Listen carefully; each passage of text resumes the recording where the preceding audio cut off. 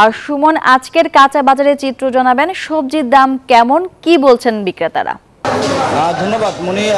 আমরা রয়েছি কারওয়ান বাজারে। আজকে সবজির দাম মোটামুটি গত সপ্তাহের মতোই রয়েছে। খুব বেশি সবজির দাম বাড়েনি, তবে কিছু কিছু সবজি এবং কাঁচামরিচের দাম রয়েছে। একটু আপনাকে আমি বিস্তারিত জানাতে চাই যে আজকে বাজারে যে সবজিগুলো রয়েছে, পটল বিক্রি হচ্ছে 40 থেকে 50 টাকা, করলা 40 থেকে 50, পেঁপে 50 থেকে 55, টমেটো বিক্রি হচ্ছে 90 থেকে 100 টাকা এবং বেগুন বিক্রি হচ্ছে 50 থেকে 60 টাকা।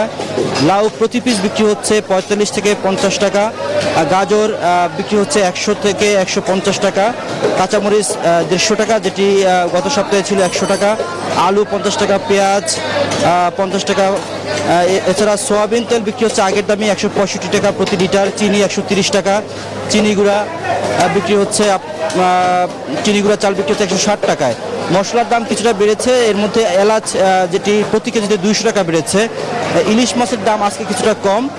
গত যে মাছ 2000 টাকা কেজিতে বিক্রি হতো, সেটি আজকে বিক্রি হচ্ছে 1700।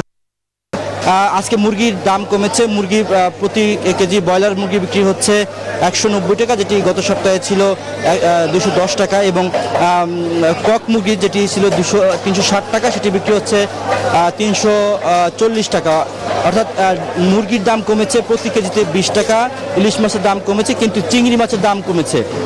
তো এই হচ্ছে মোটামুটি এখানকার অবস্থা। আমরা দেখতে পাচ্ছি যে আসলে গত সপ্তাহের চেয়ে কিছু পণ্যের দাম কমলেও কিছু কিছু পণ্যের দাম বেড়েছে।